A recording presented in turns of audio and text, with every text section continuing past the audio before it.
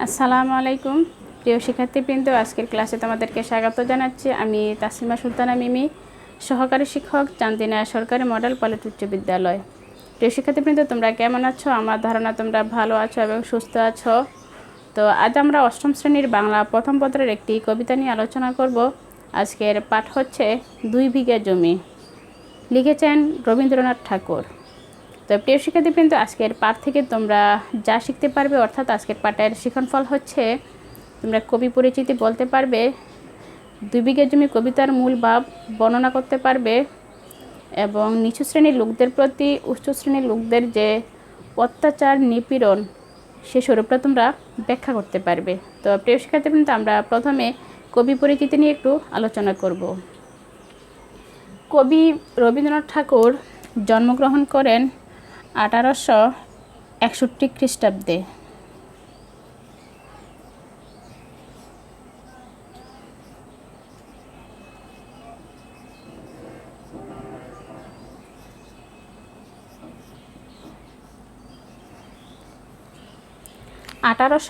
খ্রিস্টাব্দে 5-6 মে জোড়াসাঁকোর ঠাকুর পরিবারে তিনি জন্মগ্রহণ করেন।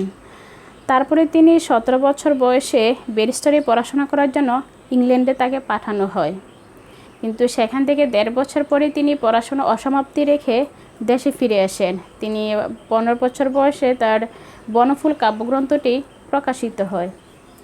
15 বছর বয়সে বনফুল কাব্যগ্রন্থটি প্রকাশিত হয়। তারপরে 1913 খ্রিস্টাব্দে তার ইংরেজিতে অনুদিত গীতাঞ্জলি কাব্যগ্রন্থের জন্য এশীয়দের মধ্যে সর্বপ্রথম সাহিত্যে নোবেল পান। 1913 খ্রিস্টাব্দে।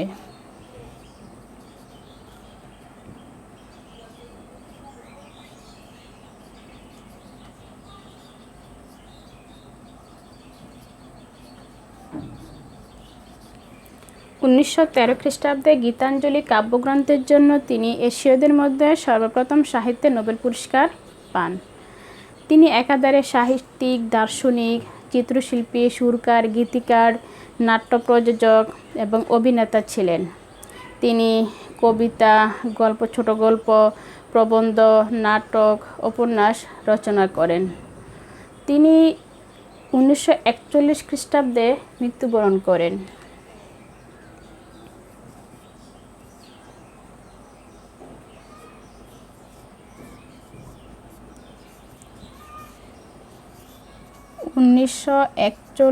খ্রিস্টাব্দে 7ই আগস্ট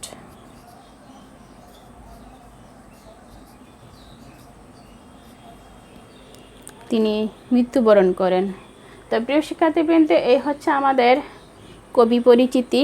তো এখন আমরা কবিতাটা নিয়ে একটু আলোচনা করব। আমি কবিতাটা পড়ছি, তোমরা মনোযোগ সহকারে শোনো। তার আগে একটু কথা বলে রাখি, 2 বিঘা জমি কবিতাটি হচ্ছে একটি কাহিনী কবিতা। আর এই কবিতার মাধ্যমে কবি নিঃস্ব শ্রেণীর লোকদের প্রতি যে উঁচু শ্রেণীর লোকদের অত্যাচার নিপীড়ন সে স্বরূপটা তিনি এখানে তুলে ধরেছেন। উঁচু শ্রেণীর লোকেরা তাদের শক্তি সামর্থ্যের দাপটে সমাজের মধ্যে যে অন্যায়কে ন্যায়কে অন্যায় হিসাবে প্রতিষ্ঠা করেন, সেই বিষয়টা তিনি এখানে উপস্থাপন করেছেন এবং তুলে ধরেছেন। তো প্রিয় শিক্ষার্থীবৃন্দ, আমি কবিতাটা পড়ছি, তোমরা মনোযোগ সহকারে একটু শোনো। 2 বিঘা জমি, রবীন্দ্রনাথ ঠাকুর। শুধু বিঘে 2 ছিল মোর ভুই, আর সবই গেছে ঋণে। বাবু বলিলেন, বুঝেছ পেন, এই জমি লইব কিনে। কহিলাম আমি, তুমি ভূস্বামী, ভূমির অন্ত নাই। চেয়ে দেখো মোর আছে বড় জোর, মরিবার মতো ঠাই। শুনি রাজা কহে, বাপু জানো তো হে, করেছি বাগানখানা। পেলে 2 বিঘে প্রস্থে উদিঘে সমান হইবে টানা। ওটা দিতে হবে। কহিলাম তবে বক্ষে জুড়িয়া পানি, সজল চক্ষে করুণ রক্ষে গরিবের ভিটেখানি।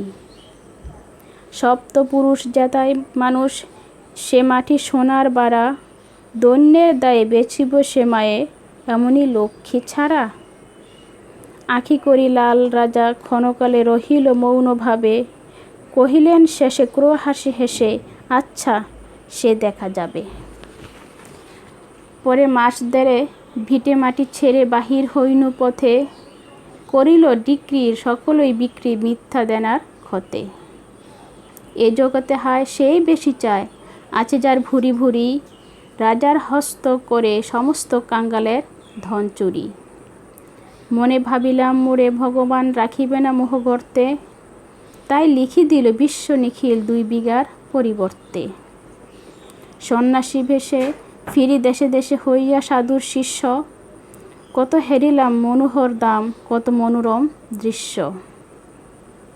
বুদরে সাগরে বিজনী নগরে যখন যেখানে ভ্রমি, তবু নিশিদিনে ভুলিতে পারিনি সেই 2 বিঘা জমি। হাটে মাঠে বাটে এই মতো কাটে বছর 15-16, একদিন শেষে ফিরিবার দেশে বড়ই বাসনা হলো। নম নম নম সুন্দরী মম জননী বঙ্গভূমি, গঙ্গার তীর স্নিগ্ধ সমীর জীবন জোড়ালে তুমি। অবারিত মাঠ গগন ললাট চুমে তব পদধূলি, ছায়া শুনিবীর শান্তি নীর ছোট ছোট গ্রামগুলি। পল্লব ঘন আম্র কানন রাখালের খেলাগেহ, স্তব্ধ অতল দিঘি কালো জল নিশীত শীতল স্নেহ। বুক ভরা মধু বঙ্গের বধূ জল লয়ে যায় ঘরে, মা বলিতে প্রাণ করে আনছান চোখে আসে জল ভরে। 2 দিন পরে দ্বিতীয় প্রহরে প্রবেশেনু নিজ গ্রামে, কুমুরের বাড়ি দক্ষিণে হারিয়ে রততলা করিবামে। তো প্রিয় শিক্ষার্থীবৃন্দ, এই হচ্ছে আমাদের কবিতাটা অনেক বড়, তো আমি অর্ধেকটা কবিতা পড়েছি। তো এখন আমরা কবিতার মূল ভাবটা নিয়ে একটু আলোচনা করব। এই কবিতার প্রধান চরিত্র হচ্ছে অপেন। অপেন হচ্ছে একজন দরিদ্র কৃষক। সে দেনার অভাব অনটনের মধ্য দিয়ে তার সমস্ত সম্পত্তি বন্ধক রেখে হারিয়ে ফেলে। তার কাছে সর্বশেষ ছিল মাত্র 2 বিঘা জমি, আর এই 2 বিঘা জমি ছিল তার পিতৃপুরুষের স্মৃতি বিজড়িত একটি জমি। তো জমিদার তার শখের বাগান করার জন্য ওপেনের 2 বিঘা জমি দখল নিতে চায়। তো ওপেন জমিদারের কাছে হাত জোর করে অনুনয় বিনয় করে বলে, আপনি তো ভূস্বামী, আপনি অনেক সম্পত্তির মালিক, অনেক জমির মালিক, আপনার কোনো কিছুর অভাব নেই, তাই আপনি দয়া করে আমার এই 2 বিঘা জমি, আমার 7 পুরুষের যে স্মৃতি বিজড়িত জড়িয়ে আছে, এই জমিটুকু আপনি নেবেন না। কিন্তু তখনই জমিদারের ক্রোধের শিকার হয় ওপেন। তারপর 1.5 মাস পরে তাকে মিথ্যা মামলা জড়িয়ে তার কাছ থেকে আদালত থেকে হুকুম এনে তার কাছ থেকে তার এই 2 বিঘা জমি দখল করে নেয় জমিদার। তারপরে ওপেন নিরুপায় হয়ে বাধ্য হয়ে সাধু বেশে সন্ন্যাসী হয়ে দেশ দেশান্তরে ঘুরে বেড়ায়। কিন্তু তার যে 2 বিঘা জমি, তার যে জন্মস্থান, সেটাকে সে কখনো ভুলতে পারে না।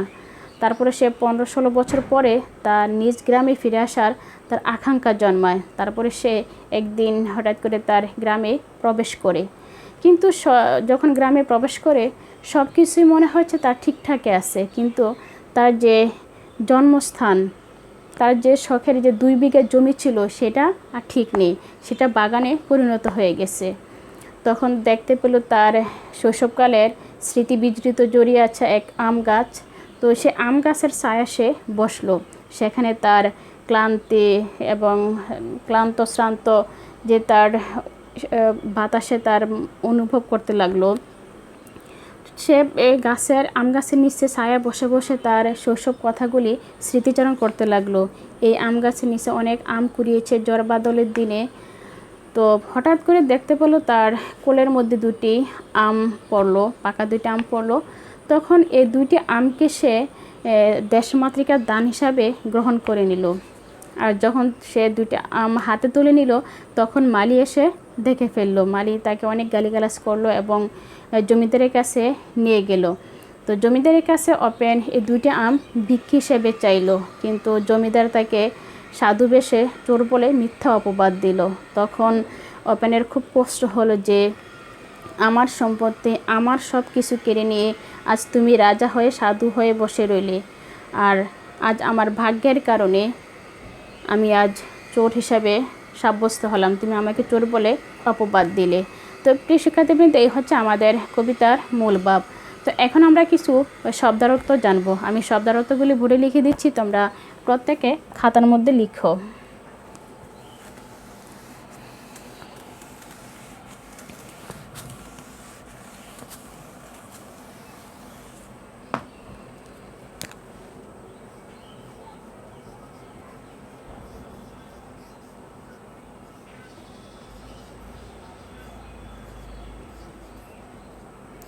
ক্রোর, নিষ্ঠুর।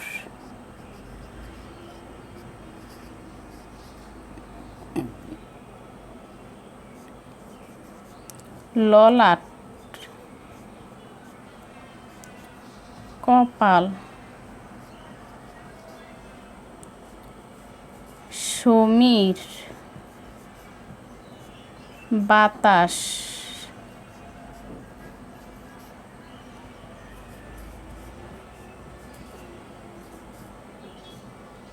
পানি, হাত। প্রিয় শিক্ষার্থীবৃন্দ, এখন আমি কিছু শব্দার্থ লিখেছি। শব্দার্থগুলো হলো ক্রোর, নিষ্ঠুর, ললাট, কপাল, সমীর, বাতাস, পানি, হাত। তো আমার ধারণা তোমরা প্রত্যেকের শব্দার্থগুলি খাতার মধ্যে লিখে নিয়েছ। তো আজকের পাঠ থেকে তোমরা যা শিখতে পারলে তা থেকে আমি কিছু সংক্ষিপ্ত প্রশ্নের মাধ্যমে মূল্যায়ন করব। আমি প্রশ্নগুলি বোর্ডে লিখে দিচ্ছি, তোমরা প্রত্যেকের সঠিক উত্তরটি খাতার মধ্যে লিখো।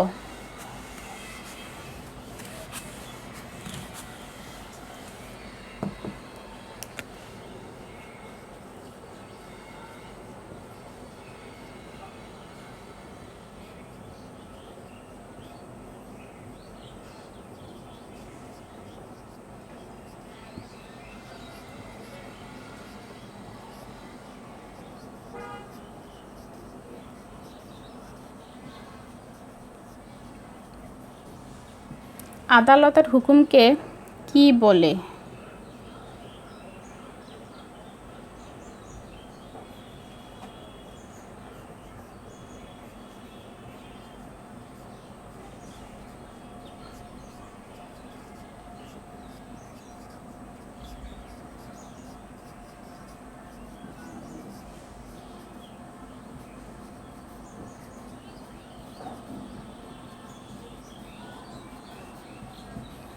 কবি কত সালে নোবেল পুরস্কার পান?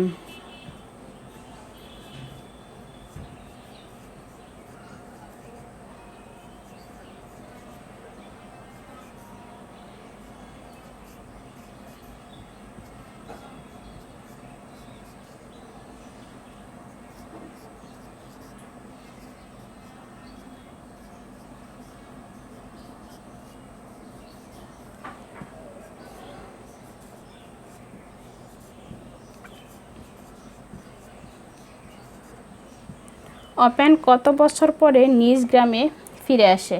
তো প্রিয় শিক্ষার্থীবৃন্দ, আমার ধারণা তোমরা প্রত্যেকে সঠিক উত্তরটি খাতায় লিখেছ। তো আমি আবার এই প্রশ্নের উত্তরগুলি বলে দিচ্ছি। প্রথম প্রশ্ন হচ্ছে, আদালতের হুকুমকে কি বলে?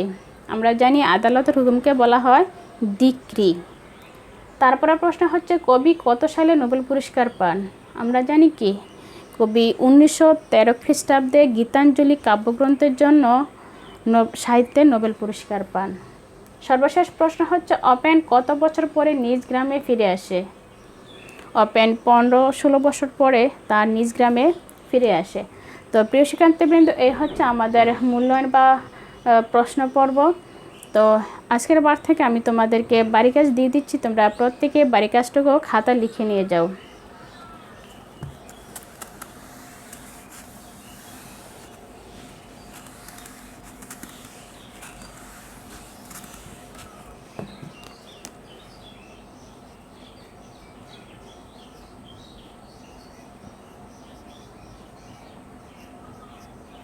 বাড়ির কাজ।